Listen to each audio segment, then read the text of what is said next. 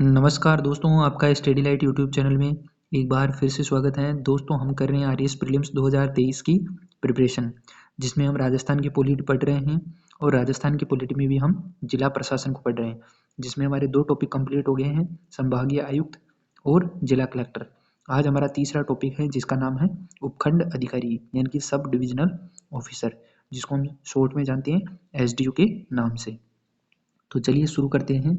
उपखंड अधिकारी, देखिए दोस्तों, उपखंड जो अधिकारी होता है वो आरएएस अधिकारी ही होता है, यानी आरएएस की जो परीक्षा लगती है, आरएएस की परीक्षा लगने के बाद में जो अधिकारी बनते हैं उन्हीं में से जो उपखंड अधिकारी हैं उसको बनाया जाता है। अब उपखंड अधिकारी की जो नियुक्ति है वो 2 तरीके से होती है। एक तो होती है सीधी भर्ती। सीधी भर्ती का मतलब होता है कि जो आरएएस की परीक्षा देके बनते हैं उनमें से वो बनते हैं 66%, और एक बनते हैं पदोन्नति द्वारा यानी प्रमोशन के द्वारा, जिनमें से 34% प्रमोशन के द्वारा बनते हैं। प्रमोशन से कैसे बनते हैं? जो आरएएस की परीक्षा देके जो तहसीलदार बनते हैं, अब ये जो तहसीलदार की जो व्यक्ति हैं या जो तहसीलदार हैं वो 5 साल तक जब अपने पद पर कार्य कर लेगा तो इसका प्रमोशन होके क्या बन जाएगा, ये उपखंड अधिकारी बन जाएगा। तो जो उपखंड अधिकारी है उसकी 2 तरीके से क्या होती है, नियुक्ति होती है। अब उपखंड अधिकारी की बात करें तो नियुक्ति, निष्कासन, स्थानांतरण और निलंबन ये कौन करता है? तो ये करता है कार्मिक विभाग, जिसको डिपार्टमेंट ऑफ पर्सनल के नाम से जानते हैं। तो ये किसके कंट्रोल में रहता है? कार्मिक विभाग के कंट्रोल में रहता है। कार्यकाल निश्चित नहीं रहता है, ये कार्मिक विभाग के ऊपर डिपेंड करता है। अब अलग अलग राज्यों में अलग अलग नाम से भी जानते हैं उपखंड अधिकारी को। देखो, राजस्थान में उपखंड अधिकारी को उपखंड अधिकारी और कार्यपालक मजिस्ट्रेट के नाम से जानते हैं।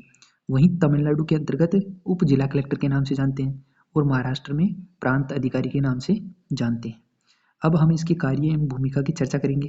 कौन कौन सी कार्य एवं भूमिका है? तो सबसे पहले हम चर्चा करेंगे राजस्व अधिकारी के रूप में, फिर दंड नायक के रूप में, फिर प्रशासनिक अधिकारी के रूप में, फिर निर्वाचन अधिकारी के रूप में और फिर अंत में प्रोटोकॉल अधिकारी के रूप में। तो सबसे पहले हम चर्चा करेंगे राजस्व अधिकारी के रूप में। देखो, राजस्व संग्रहण यानी कि जो भी रेवेन्यू कलेक्शन का काम है उसको सुनिश्चित कौन करता है? उपखंड अधिकारी।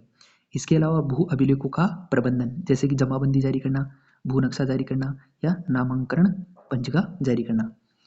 जो चुनावों की नामांकन पंजिका है उसको जारी करने का काम भी उपखंड अधिकारी का रहता है। इसके अलावा अधीनस्थ राजस्व कर्मचारियों पर नियंत्रण, जैसे कि तहसीलदार, नायब तहसीलदार, गिरदावर या राजस्व निरीक्षक और पटवारी, इन सब पर कंट्रोल किसका रहता है? उपखंड अधिकारी का रहता है। भूमि रूपांतरण संबंधी कार्य 5000 वर्ग मीटर तक की भूमि का, यानी अगर 5000 वर्ग मीटर से ऊपर की भूमि होगी तो उसका रूपांतरण तो जिला कलेक्टर करेगा, और 5000 या 5000 से जो नीचे की भूमि है, वर्ग मीटर की जो भूमि है उसका रूपांतरण कौन करेगा? उपखंड अधिकारी करेगा। अब बात कर लेते हैं विभिन्न भू राजस्व कार्यों का क्रियान्वयन, यानी कौन कौन से जो एक्ट हैं उनका जो क्रियान्वयन है वो कौन करता है? उपखंड अधिकारी। तो राजस्थान भू राजस्व अधिनियम 1956 का क्रियान्वयन उपखंड अधिकारी करता है। इसके अलावा राजस्थान काश्तकारी अधिनियम 1955, तो इन दोनों अधिनियमों का क्रियान्वयन उपखंड अधिकारी करता है।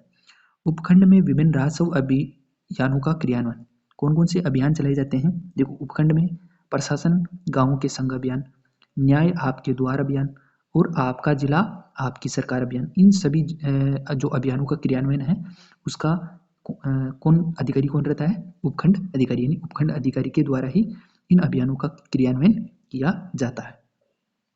इसके अलावा सरकारी भूमि पर अतिक्रमण रोकना, पत्थरगड़ी यानी कि जो पत्थर गाड़े जाते हैं ना उनका आदेश देना, राजस्व अपीलों पर सुनवाई करना, ये सब काम उपखंड अधिकारी का है। राजस्व अपीलों का सुनवाई ये कहाँ पे? उपखंड की बात हो रही है, जिले की बात नहीं हो रही। जिले में तो जिला कलेक्टर रहता है, लेकिन जो उपखंड रहता है वहाँ पर राजस्व अपीलों पर सुनवाई कौन करता है?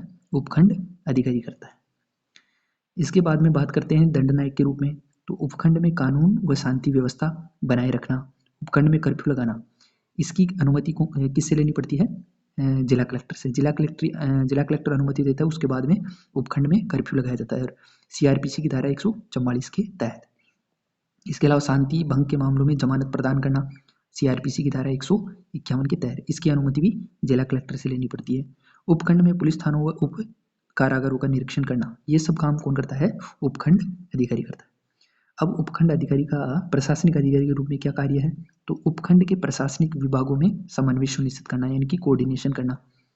इसके अलावा उपखंड के सरकारी कार्यालयों का निरीक्षण करना, और विभिन्न प्रमाण पत्र जारी करना, जैसे कि जाति प्रमाण पत्र, जो कास्ट सर्टिफिकेट है उसको कौन जारी करता है? उपखंड अधिकारी। इसके अलावा EWS प्रमाण पत्र, जो इकोनॉमिक वीकर सेक्शन का जो सर्टिफिकेट आता है उसको भी कौन जारी करता है? उपखंड अधिकारी जारी करता है। उपखंड में जनगणना व पशुगणना, उपखंड में सार्वजनिक वितरण प्रणाली PDS, पब्लिक डिस्ट्रीब्यूशन सिस्टम, जिसके तहत क्या किया जाता है? अनाज दिया जाता है गरीब लोगों को। तो ये किसके कंट्रोल में रहता है? उपखंड अधिकारी। उपखंड में जन शिकायतों की सुनवाई, उपखंड स्तरीय जन शिकायतों में सतर्कता समिति का अध्यक्ष कौन रहता है? SDO रहता है। जिले पर तो कौन रहता है?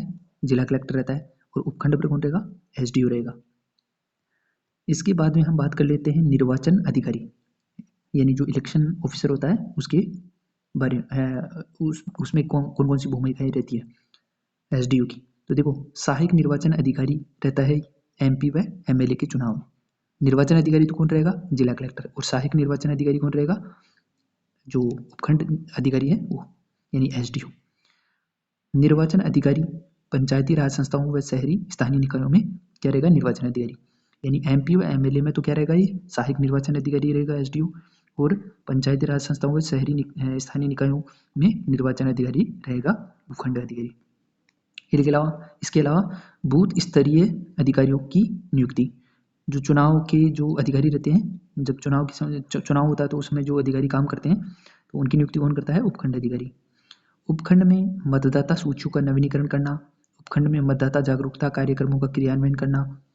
इसके अलावा चुनाव के दौरान उपखंड में आदर्श आचार संहिता का क्रियान्वयन सुनिश्चित करना, यह काम भी उपखंड अधिकारी का होगा। अब हम बात कर लेते हैं प्रोटोकॉल के रूप में क्या कार्य हैं इसके। तो उपखंड में विभिन्न गणमान्य व्यक्तियों की अगवानी, जैसे कि केंद्र सरकार का कैबिनेट मंत्री हो या राज्य सरकार का कैबिनेट मंत्री हो, इसकी अगवानी उपखंड अधिकारी करता है। लेकिन वहीं अगर बात करें हम किसकी, प्रधानमंत्री, मुख्यमंत्री और राज्यपाल की, तो उनकी अगवानी कौन करता है? उनकी अगवानी करता है राज्यपाल। और इन जो कैबिनेट मंत्री होते हैं, चाहे राज्य सरकार के हो चाहे केंद्र सरकार के, तो उनकी अगवानी कौन करेगा? उपखंड अधिकारी। अन्य महत्वपूर्ण तथ्यों की बात करें तो SDO उपखंड में कर्फ्यू लगाने की अनुमति जिला कलेक्टर से प्राप्त करता है। और जैसे मैंने आपको बताया था कि जो तहसीलदार होता है वो 5 वर्ष के कार्यकाल के बाद प्रमोशन होकर SDO बन जाता है। तो ये हमारा SDO का छोटा सा टॉपिक था जो कंप्लीट हो गया। तो स्टडी लाइट यूट्यूब चैनल को सब्सक्राइब करना ना भूलें, और एक लाइक और एक शेयर तो बनता ही है। धन्यवाद दोस्तों, मिलते हैं अगले वीडियो में, तब तक के लिए धन्यवाद।